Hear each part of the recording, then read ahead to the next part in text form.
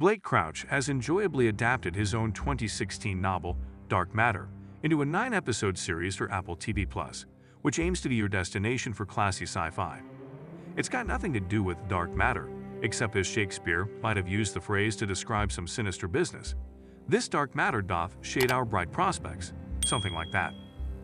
Pseudoscientifically speaking, this is a parallel reality series with a dose of domestic drama, some secret project shenanigans, and a structure that recalls the Odyssey, in that it's the story of a man facing monstrous obstacles and personal distractions as he attempts to get back to his wife and son in Homeland.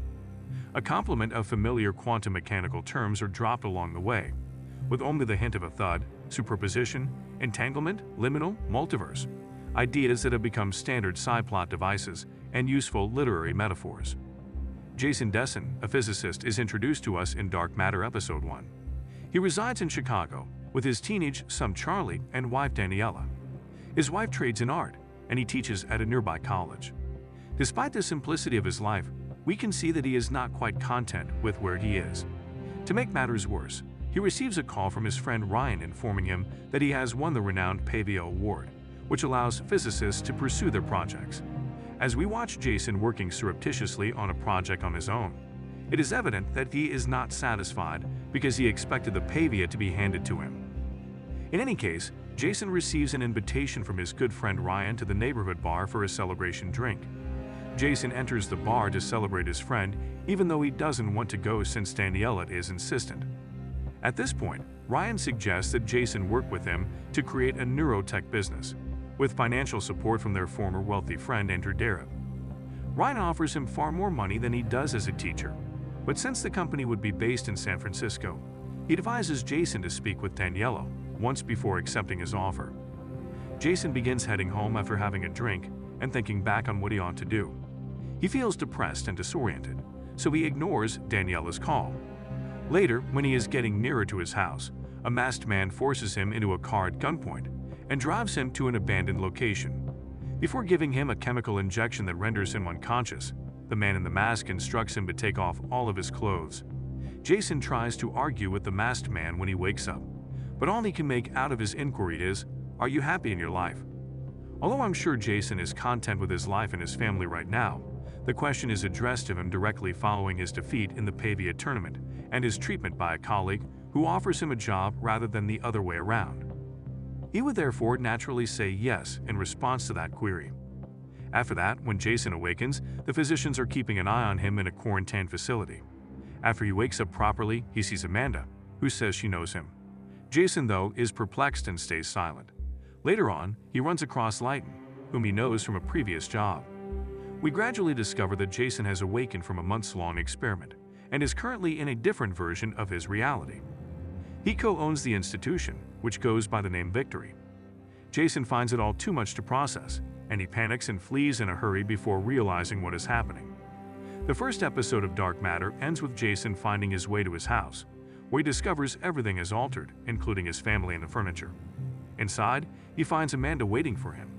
On the other hand, we also witness the masked man showing up at Jason's house. This time, his mask is off, and we recognize him as a different Jason who has made his way back to Daniela. We can assume that the other Jason is the one who has made things nasty for Jason because he appears to be more self-assured and aware of his surroundings.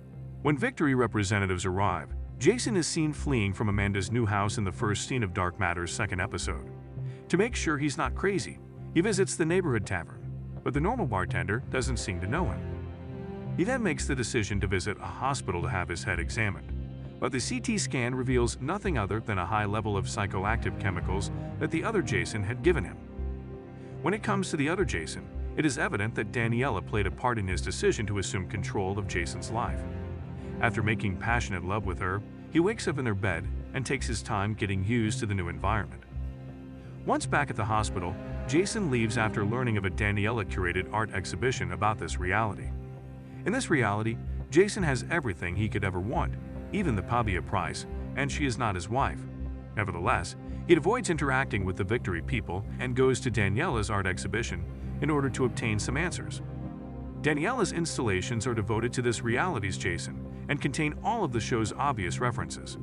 Although Jason is somewhat glad to find that the other Daniela has a face similar to his, he still doesn't know what happened to him. He meets with the other Ryan and Daniela after the show to discuss a possible scenario of what actually transpired with him. Although they find his narrative amusing, Daniela, who has a soft spot for Jason, lets him stay at her house. In Jason's alternate reality, the other Jason is gradually attempting to woo Daniela by genuinely focusing on her. We saw in the first episode that Daniela is not particularly pleased with the way her life has worked out because she had to give up painting in the art world in order to provide for her family. Knowing this, the other Jason takes advantage of it to win her over. Although the terminology may seem complicated, the idea is quite straightforward. Both Jason's lives were essentially the same until Daniela became pregnant. The other Jason prioritized his career and studies over her, but in Jason's reality, he made the decision to have the child and a family. After having to terminate the child, the other Daniela's life revolved on her paintings. We're not entirely sure at this point, but I believe that the other Jason, despite having a respectable partner in Amanda, also eventually regretted his decision and wished Daniela had stayed in his life. While discussing Amanda, Jason joined in on the other. She is tricked by Daniela to leave their home.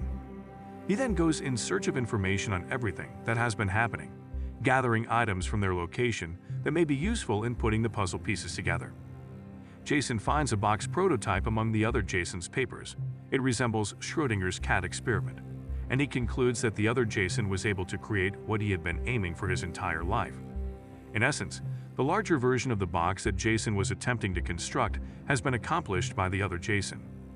He thinks that the other Jason has succeeded in putting a real human being inside the box and enabling that person to move through different universes.